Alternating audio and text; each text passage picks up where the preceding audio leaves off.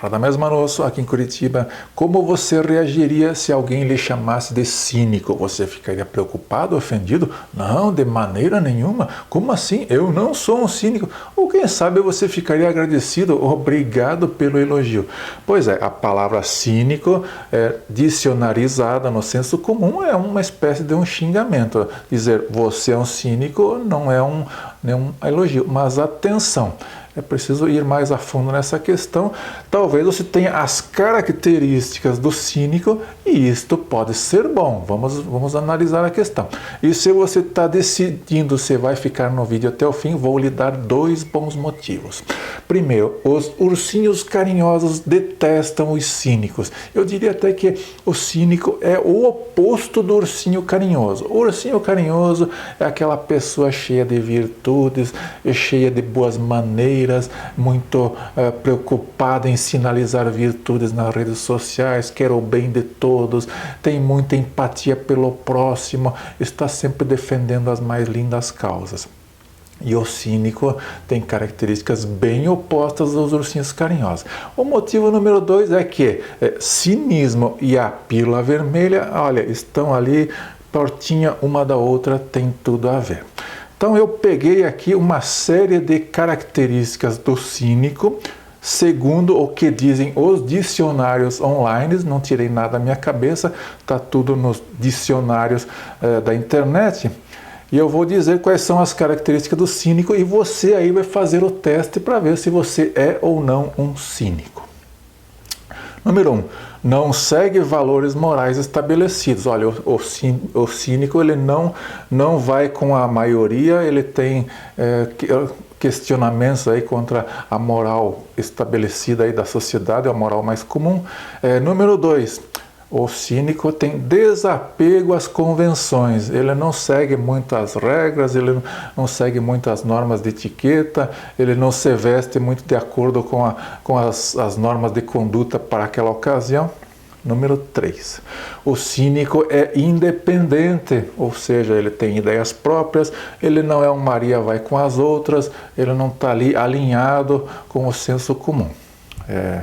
Número 4, o cínico é um quebrador de regras. Geralmente, ele tem uma certa propensão a não seguir as regras. Ele pode ali, de repente, dirigir sem carteira. Ele pode fazer algumas coisas que desafiam as normas da sociedade. Número 5. O cínico é debochado, ou seja, ele tira sarro dos outros, ele pode ser uma pessoa até inconveniente em certos momentos, porque ele pode ofender aí a sensibilidade frágil de muitas pessoas, aí, principalmente dos ursinhos carinhosos. Número 6. O cínico é sarcástico, ou seja, ele tem um humor ácido, um humor mais corrosivo, um humor mais agressivo.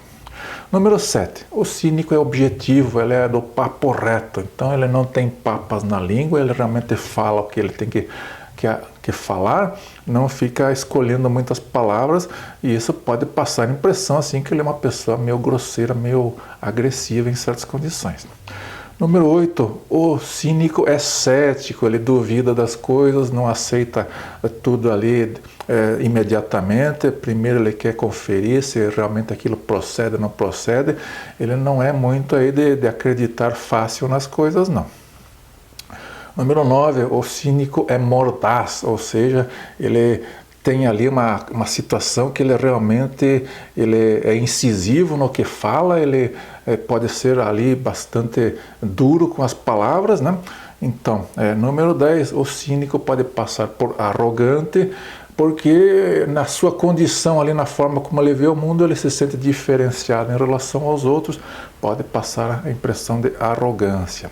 11, o cínico é descarado, realmente ele, às vezes ele se coloca aí uma postura que realmente deixa as pessoas meio desconfortáveis, porque ele manda o papo reto ali, né? Então tem essa característica também. E número 12, o cínico é insolente. Em certas horas ele pode reagir à hierarquia, dar respostas atravessadas para superiores, para pessoas num nível hierárquico acima do dele.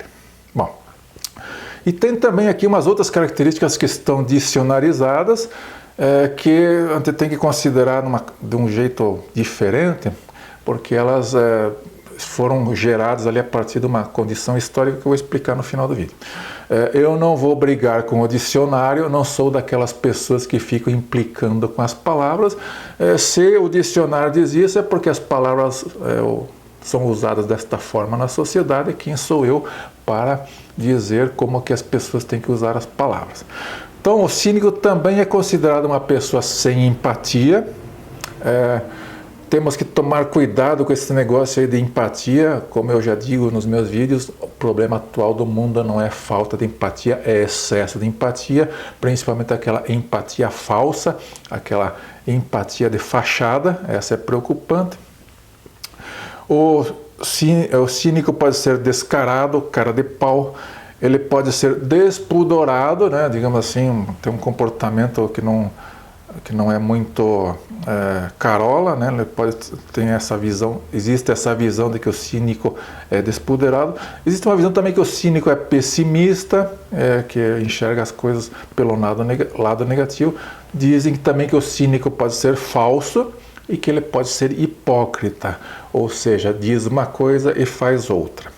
Essas características aí, que eu coloquei na segunda posição, elas têm a ver com uma situação histórica. Como eu disse no começo, o cinismo começou lá na Grécia Antiga como uma corrente filosófica, como uma linha de pensamento, e muitas pessoas naquela época adotaram o cinismo como filosofia de vida. E existe até hoje uma certa visão positiva em relação àquele cinismo histórico, aquele cinismo filosófico lá da filosofia grega. Mas ao longo do tempo muitas pessoas começaram a se dizer cínicas, mas na verdade era só uma fachada, era só uma hipocrisia. O que elas faziam de fato não condizia com o que elas pregavam. Então daí veio essa ideia de que o cínico é um hipócrita. Mas eu diria que numa concepção mais moderna, eu diria que o ursinho carinhoso é um hipócrita, porque ele prega tudo aquilo que ele não faz. Ao contrário do cínico verdadeiro, aquele que tem aquela ideia original lá da Grécia, esse é tudo menos um hipócrita. Então, agora só retomando um pouco de onde veio essa concepção de cinismo a partir lá da filosofia grega. Um dos filósofos cínicos mais famosos é o Diógenes, muito citado aí nos livros de filosofia, muito retratado nas artes, na pintura, na escultura. Então o Diógenes era aquele cidadão que vivia ali dentro de um barril, não é o Chaves, mas ele vivia dentro de um barril lá na antiga Grécia, vivia numa extrema condição assim de extremo desapego material, que é uma característica do cinismo original, né? Aquele desapego às coisas materiais. Ele não acumulava bens, ele procurava levar uma vida muito simples.